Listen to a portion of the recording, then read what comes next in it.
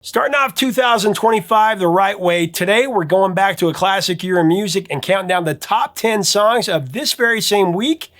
And then we're going to put that actual top 10 plus some other great songs that missed the top 10 that week into a recalibration system and tell you what the real top 10 songs are based on all-time streams, views, and radio play. 40 plus years later, you're going to see what lasted and which ones died.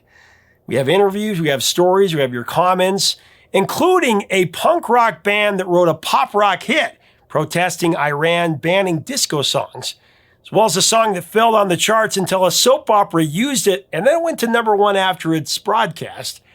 Then there's a duet between the two biggest stars in music at the time that was a huge letdown to the backing band because it was so cheesy. Then there's another song the legend wrote a big old middle finger to the media about. I'll tell you, there's no auto-tune here, just absolute talent. It's coming up next on Professor of Rock.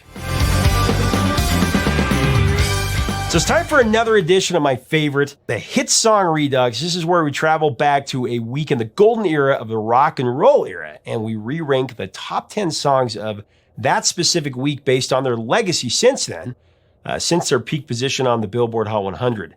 We have the actual artists commenting on their songs. We have your stories, your dedications. Now, to clarify, this isn't my top 10. This is the actual top 10 from this exact week. Take the 10 songs after, we put them through a recalibration system to find out what the real top 10 is based on all-time streams and views. I just want to clarify that. This program is really just a tribute to the great Casey Kasem's American Top 40.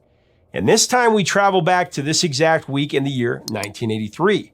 An exciting time in music for sure. End of January 83 was just a great time to be alive. I mean, you had Tootsie,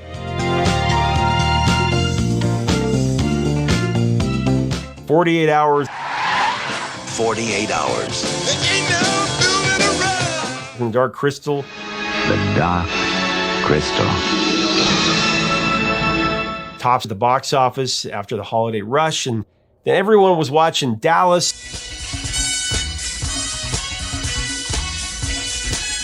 MASH.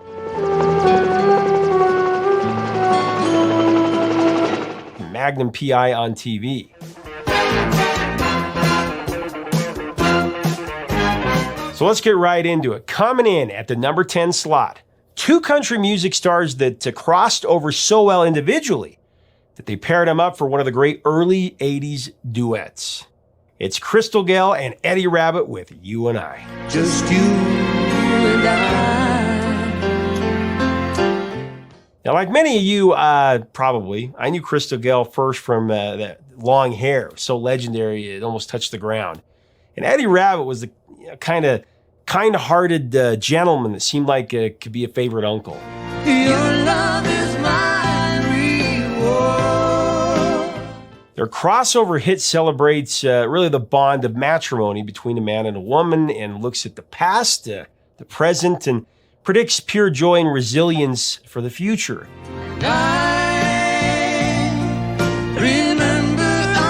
These two voices just blended together so perfectly.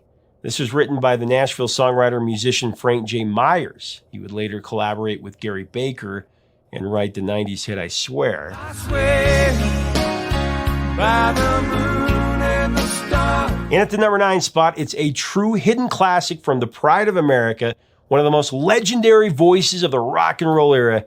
It's Bob Seger with Shame on the Moon. Shame on the moon.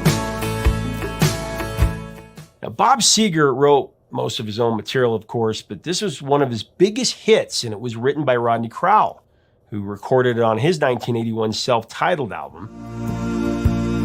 Shame on the moon. Actually, I had a chance to interview Rodney. Here's what he said about the song. Bob Seger, I wrote that song, but it belongs to him. I bow to that performance. And frankly, I don't perform it because I still hear his version, and I'm not going to come up to that. Everywhere it's all around. Bob Seger would say about the song, the track is flawless, the best and tightest track on the album. We cut it in like 2 hours, and everyone decided it was the miracle track. Until you've been beside a man. But then we had to decide whether to use it or not, because The Distance was going to be a real rock album. Oh, roll me away, won't you roll me away tonight? purposely didn't write any medium tempo songs for this one because I wanted it to be hard rock with a few ballads for pacing. But we figured we'd throw it on and see what happened. The next thing we know, the Capitol guys are saying, that's the single. Fine, whatever it takes. So thank you, Rodney Crowell. It's a great song, and I'm beholden to the lad for writing it. Love Bob Seger. I hope someday to interview him. It'd be a top interview for sure. Shame on the moon. Many of you really love this song. Our viewer, Charlie Ann, said that Bob Seger has some very heartfelt songs, none more haunting than Shame on the Moon. She said, my dad was in the military and away on a mission when this came out. For some reason, it has always reminded me of him. I look out at the openness of the fields at night and reflect on what he's meant to me, our family, the country he served. To feel that angst that gives me chills and makes me want to cry all at the same time is heart-wrenchingly beautiful.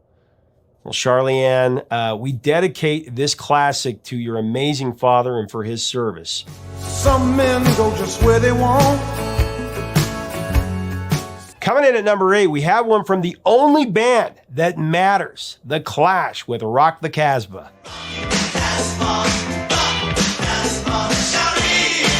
Clash drummer Topper Headon wrote the music and the original lyrics. In an interview, singer Joe Strummer claimed that the real genius of Rock the Casbah is Topper. He banged down the drum track, and then he ran over to the piano and then the bass.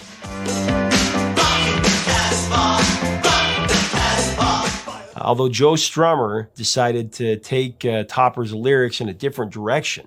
According to former Clash co-manager Cosmo Vinyl, Topper's original words were a filthy ode to his girlfriend. The first line of Strummer's rewritten lyrics had a specific genesis. Manager Bernie Rhodes was frustrated in the early combat rock sessions, with every track ending up being really long, and in one session he shouted, "Does everything have to be as long as Raga?"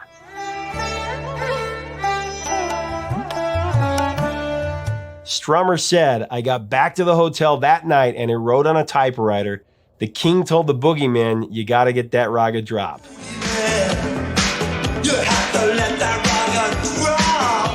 I looked at it and for some reason I started to think about what someone had told me earlier. You get lashed for owning a disco album in Iran. This served as inspiration for the rest of the lyrics about the people defying the Arab ruler Sharif's ban on disco music and rocking the Casbah.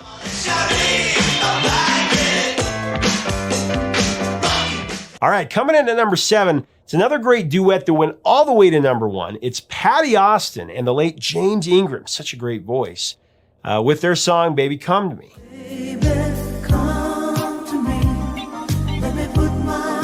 Okay, now this was first released in 1981 on Patty Austin's album Every Home Should Have One. Thinking back in time when love was only in my mind, It peaked at number 73 on the US charts, but with a stroke of great luck, months later the song was used in the ABC soap opera General Hospital for romantic scenes involving Luke after his wife Laura temporarily left the show. There's a brand new way of looking at your life.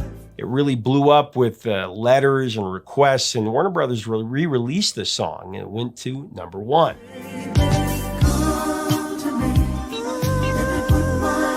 It was written by the great Rod Temperton, who also wrote Rock With You, Off the Wall, Thriller for Michael Jackson, amongst so many other songs. Great writer.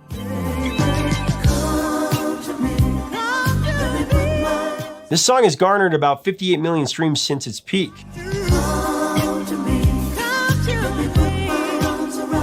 So going into number 6, we have the biggest duo of the decade with numerous number 1 hits throughout, including this one, the amazing Maneater by Daryl Hall and John Oates. Oh, here she comes. She's a man-eater. Here's what John Oates said about this hit. I played it as a reggae song. And it sounds really good as a reggae song. I do it solo as a reggae song a lot. Oh, here she comes. played it for Daryl, and he loved the idea of the chorus. And he said, "Man," he said, "but I don't know the groove." He said, "Let's try a different groove." And he came up with the more the Motown feel, the gonk gonk gonk gonk gonk da da da da.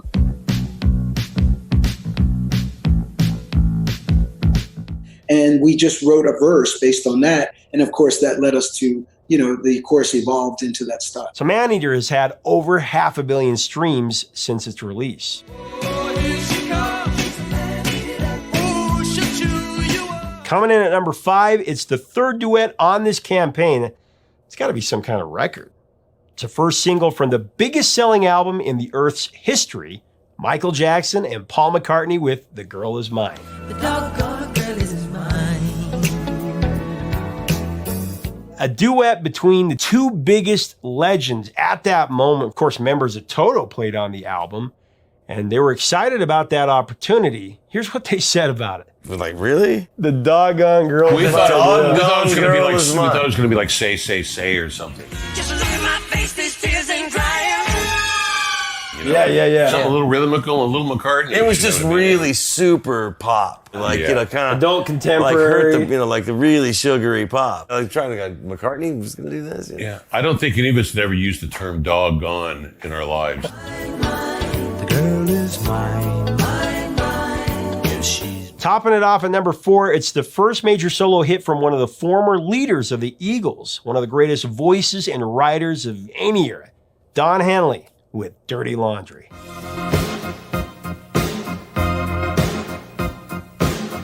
This song is about soulless news people that will do anything for a story. As anyone on YouTube knows, Henley values his privacy, and he's not a fan of people pushing into his private life.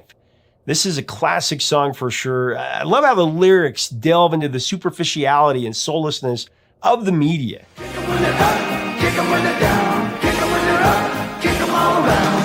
Somehow this song hits harder and is even more well-meaning today than it was in the 80s. How sad is that? Danny Kortchmar wrote this song with Don Henley. Kortchmar has been a key contributor to so much of Henley's solo work, as many of you know.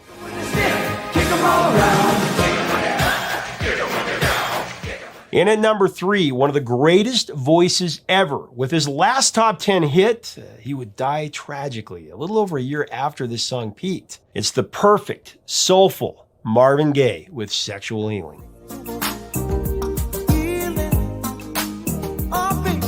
The world lost the legend in April of '84 when Marvin Gaye was shot in an argument with his father. It's an interesting story behind this song. Writer David Ritz inspired the idea for the song. Apparently, Marvin Gaye had a pretty big collection of pornography. Some of his friends felt that he had an addiction. Actually, when Ritz saw the collection, he told Marvin that he needed some sexual healing.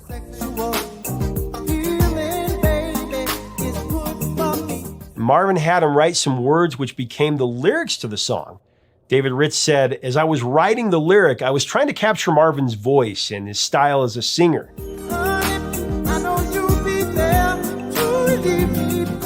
He said, that lyric sounds like me.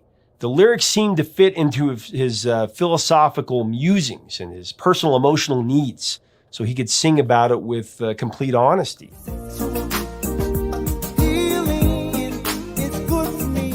This was actually the first single Marvin released after leaving Motown Records. He spent 20 tumultuous years with the label, which included disputes over royalties, and of course his marriage to and divorce from Berry Gordy's sister Anna.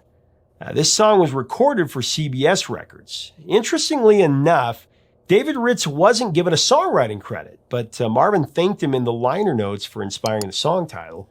But this broke up his friendship with Marvin Gaye because Ritz sued for a songwriting credit. He ended up winning the suit and is now credited. let's make love tonight. So coming in at number 2, a band that had their fingerprints on about every record that came out of LA from the late 70s to the mid 80s. The records they played on have sold over 500 million copies. It's one of my favorite bands ever, Toto, with their number 1 smash, And here's what some of the key band members of Toto said about the song in one of the many interviews that I've been fortunate to do with them. And I wanted Jeff, the first thing I did was I wanted Jeff to create this loop, this environment that would start the record off. And only Jeff could. And Jeff went and got all these different kinds of authentic South African kind of percussion thing and made probably one of the first loops I had ever heard at the time, you know, for that record, which is this pulse. A lot of that sold that record was this pulse and this driving to me, you know. And I think it was a multi-track loop, too. Yeah, it was. With Al Smith. They were able to mix Al it. Smith with the microphone. Yeah, we had the microphones. It was really old Lenny school. It wasn't a Castro. 2-track, 24-track. That's right. Yeah, because there was a whole lot of percussion overdubs done with him and Lenny picked the 4 bars that worked, and then we started overdubbing on top of that. It was very experimental at the time. You know, we thought we'd had most of the album here, and it gave us a chance for it. Normally, Toto would cut a lot of its stuff live in the studio, but this, we were very meticulous to overdub one instrument at a time. You hear David Hungate's incredible bass guitar part. We had singing vocals on it. There's lots of Jim Horns playing and a flute recorder on it and everything. And so it was just kind of our first, what they call now world music. As you might imagine, this song had our community sharing stories left and right. One of our biggest that we've ever had. Viewer BJ Wanlin said, every time I heard Toto's Africa, I remember listening to it in the cab of a 1985 Toyota pickup truck my late father had for years. Kept it even when it stopped running and eventually got rid of it for $1. I want to make this dedication to my late father and say thank you for being the best dad ever, because I clearly didn't say it enough while he was on the planet.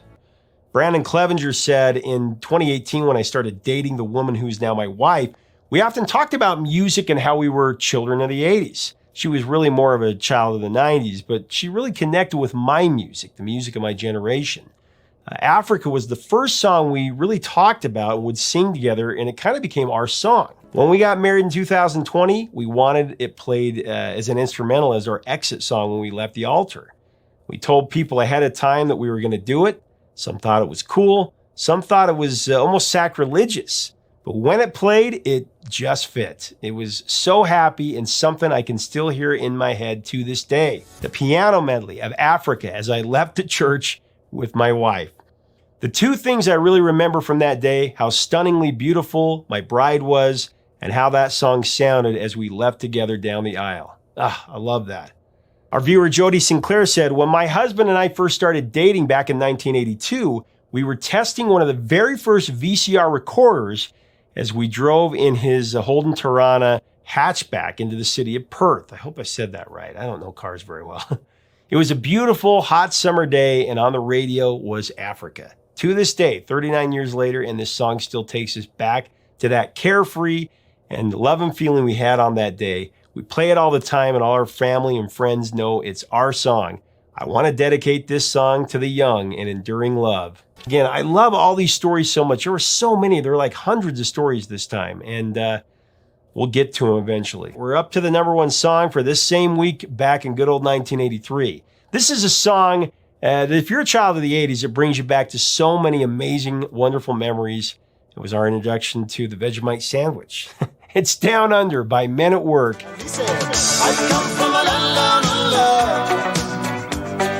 Here's what lead singer and co-writer Colin Hay told me about the song. The key for that song was meeting Ron Streicher, the other guitar player. He had the original idea for that song, which was on a little cassette tape. And this thing was going along, it was going dum, dum, dum, dum. And so I just sang, living in a land down under. I thought, oh, that's cool. And so I was just sang it over that. And then the next morning I just went home and the lyrics and the chords came. I come from a land down under.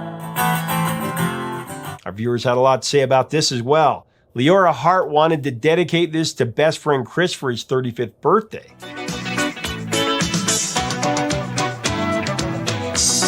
Another great story came from Eddie Carter, who said, when I was in the 6th grade, I had a very serious emergency operation. I had a blockage in my intestine that I was born with, unknown to anyone, that had been causing me great pain and other health issues for several years.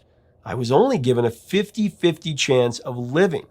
As I recovered from the surgery at home, which took a couple of months, my maternal grandmother, knowing my love for music, surprised me with Men at Work's Business as Usual album. I listen to that album almost every day. It holds a special place for me because of the fear it helped me forget and the love of my granny, who displayed her love for me throughout her whole life. She was responsible for gifting me many other albums throughout the years.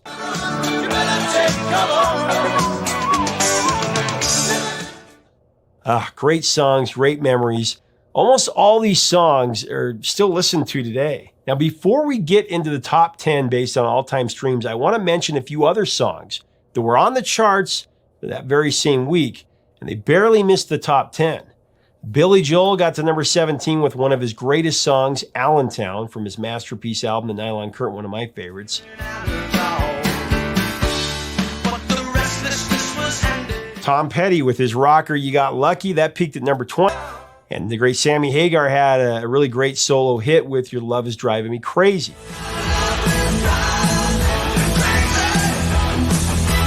We're going to include these in the all-time redux, see how they do. So let's see what we end up with. After putting these 13 songs through our all-time redux mechanism, here's your new top 10 based on all-time views for this same week in 1983. At number 10, it's the Piano Man Billy Joel with Allentown, 33 million streams.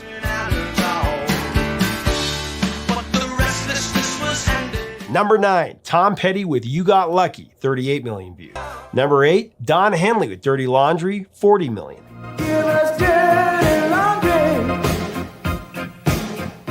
At number 7, the duet between Patty Austin and James Ingram, Baby Come to Me, with 58 million.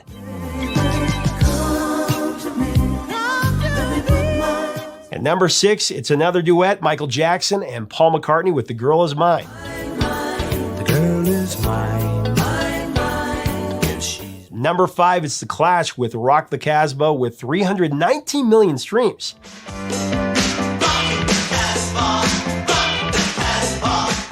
At number 4, it's Marvin Gaye with Sexual Healing.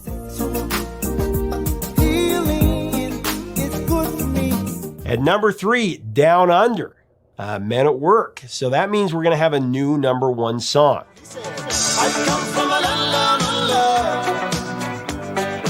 Okay, at the runner-up spot, number 2, it's Hall & Oates with Maneater, with an amazing 558 million streams.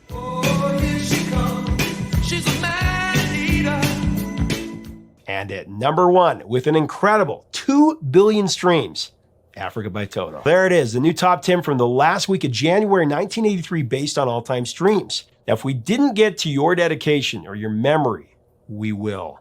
Share it with us in the comments. Now, if you like our content, we do invite you to subscribe so you don't miss out on any of these reduxes or anything else. Check us out on Patreon. Help us keep the music alive. That's the idea. Until next time, 3 chords and the truth, my friends.